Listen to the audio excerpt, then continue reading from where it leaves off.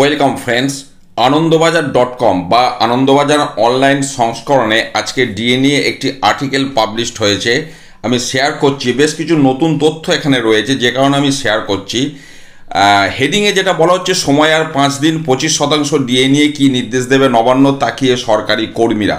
দেশের সর্বোচ্চ আদালত ডিএ সংক্রান্ত মামলায় নির্দেশ দিয়েছিল 2009 থেকে 19 পর্যন্ত সরকারি কর্মীদের যে বকেয়া পরিমাণ ডিএ রয়েছে তার 25% রাজ্যকে মিটিয়ে দিতে হবে। সেই সময়সীমা শেষ হচ্ছে আগামী 27শে জুন।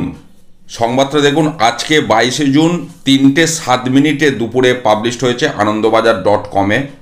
আমি সেটাই দেখাচ্ছি। খবরটার মধ্যে অনেক কিছুই বলা আছে। পুরনো যে বিষয়গুলি আমি সেগুলি যাচ্ছি না, নতুন যে বিষয়টা পার্টিকুলারলি সেই জায়গাটা তুলে ধরছি।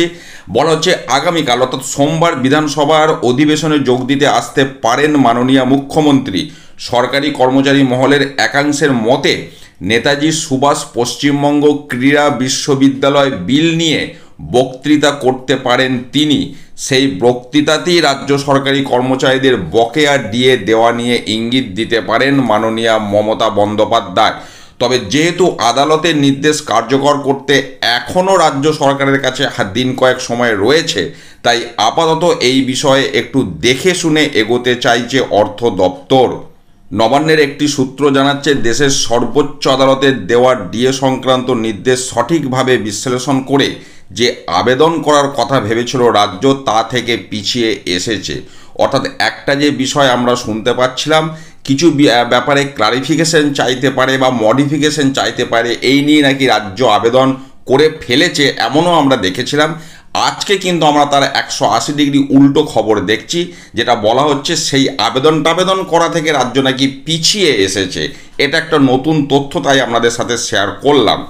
পাশাপাশি যেটা বলা হচ্ছে, আর অর্থ দপ্তরের একটি সূত্র জানিয়েছে বকেয়া দিয়ে দেওয়ার জন্য আর্থিক সংস্থানের বিষয়ে উদ্যোগী হয়েছে রাজ্য সরকার। অর্থাৎ ইতিবাচক একটা মানসিকতা নিয়েছে রাজ্য সরকার, সেটাও এখানে বলা হচ্ছে। যতক্ষণ না সেই টাকা জোগাড় করা সম্ভব হচ্ছে, এই বিষয়ে সরকার পক্ষ কোনো বিবৃতি দেবে না। সিদ্ধান্ত কার্যকর করার সময় এলে তা বিজ্ঞপ্তির মাধ্যমে প্রকাশ করে দেওয়া হবে। আপাতত রাজ্য সরকারের সেই বিজ্ঞপ্তি প্রকাশের দিকে তাকিয়ে রাজ্য সরকারি কর্মচারীরা।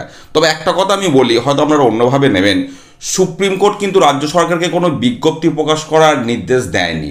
যেটা নির্দেশ দিয়েছে, ন্যূনতম 25% বকেয়া ডিএ মিটিয়ে দেওয়ার কথা বলা হয়েছে। বিজ্ঞপ্তি কী দেবে সেটা রাজ্যের বিষয়, সেটা কিন্তু সুপ্রিম কোর্টের কোনো নির্দেশ ছিল না। অতএব সেটা নিয়ে আমাদের কোনো মাথা ব্যথা নেই। 6 সপ্তাহ যে নির্ধারিত সময়, তার মধ্যে রাজ্য বকেয়া ডিএ কর্মীদের দিল কিনা এটাই দেখার বিষয়। না হলে যারা সংগঠন এই মামলার সাথে যুক্ত তারা অলরেডি জানিয়েছে কন্টেম্প্ট মামলা করবে, সে বিষয়ে রয়েছে। তবে একটা কথা বলতে পারি, আগামী সপ্তাহে উল্লেখযোগ্য কিছু নিদর্শন আমরা দেখতে পাবো। ভালো থাকুন, সুস্থ থাকুন, ধন্যবাদ।